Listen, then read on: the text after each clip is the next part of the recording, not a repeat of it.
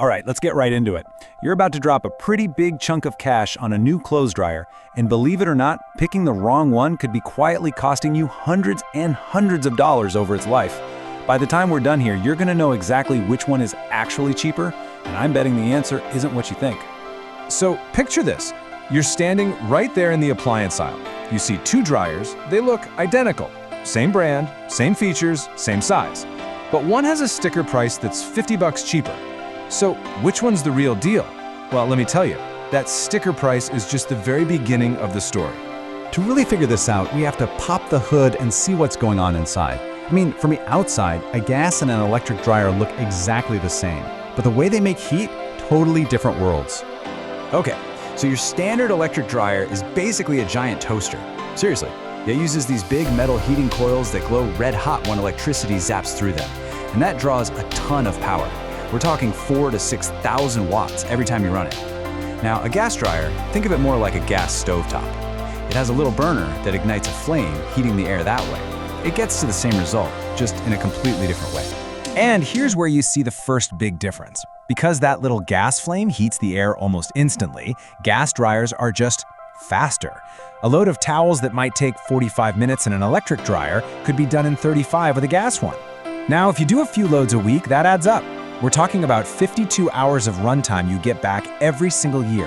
That's over 2 full days the machine isn't running, isn't wearing down, and isn't using energy. But okay, saving time is great.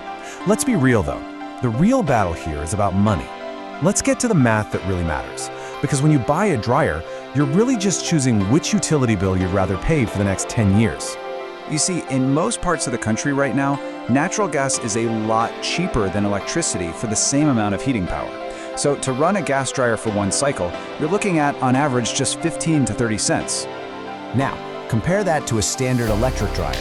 Every time you hit that start button, you're looking at more than double the cost, somewhere between 40 and 65 cents. I know it sounds like pennies, but stick with me, because those pennies add up. So what does all that mean over the long haul? Well, this is where it gets kind of wild. Over the 10-year lifespan of a typical dryer, those tiny per load savings can add up to something huge. We're talking anywhere from $750 to a full $1,000 in your pocket just by choosing gas. Seems like a total no-brainer, right? Well, not so fast. And here it is. Just when you think you've got it all figured out, here comes the plot twist. It's all about that upfront cost. Because while the savings are real, actually getting to those savings, well, that's not always so cheap. I love this quote from our source material because it just nails the problem perfectly. That gas dryer, the one that's so cheap to run, can suddenly get hundreds of dollars more expensive before you've even dried your first pair of socks. Let's break it down. First off, the gas version of the exact same dryer usually costs $50 to $100 more right there in the store. But here's the real kicker, the installation. If you don't already have a gas line hookup in your laundry room, you gotta have one put in. And that can cost anywhere from $200 to over $500. All of a sudden, your cheaper option has a pretty hefty price of admission. So let's just do some quick back-of-the-napkin math on that. Let's say you spend an extra $400 up front for the dryer and the installation. If you're saving about $100 a year on energy, it's going to take you 4 full years just to break even. 4 years before you actually start seeing any of those savings we talked about. But wait, the story's not over. Just when you think it's a 2-horse race, technology throws a curveball. There's a new player in the game, a new electric challenger that changes the whole equation. It's called a heat pump. So what the heck is a heat pump dryer? Well, instead of working like a toaster with those hot coils, it actually works more like a refrigerator in reverse. It doesn't just create a bunch of new heat for every load. Instead, it pulls moisture out of the clothes and then recycles the warm, dry air inside the drum. The result? It uses anywhere from 20 to 60% less energy than a regular electric dryer. It's pretty cool technology. This chart really lays it all out, side by side.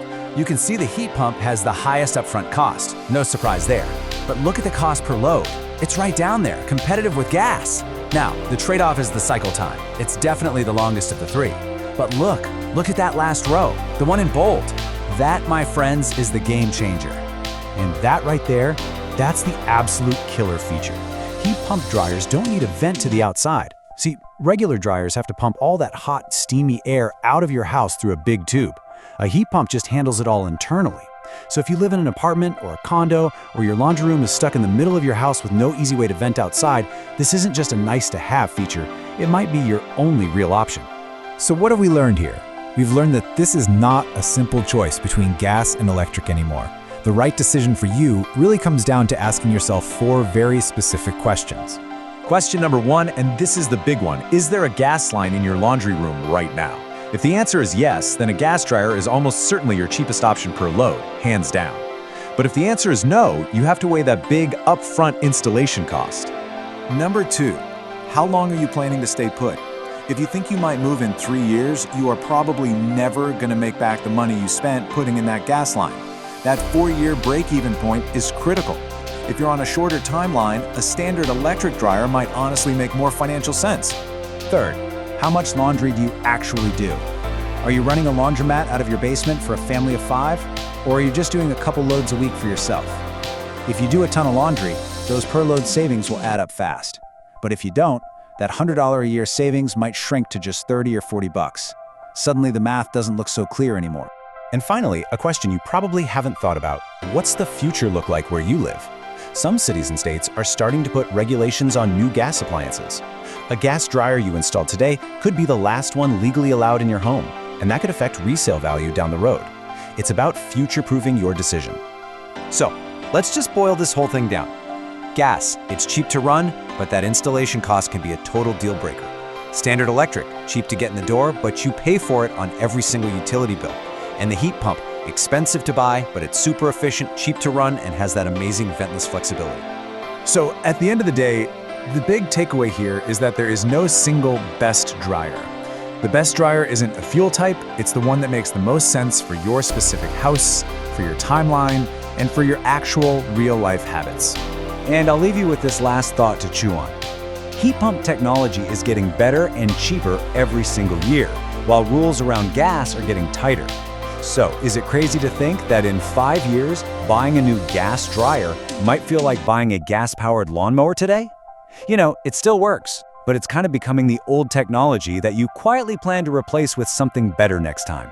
Something to think about.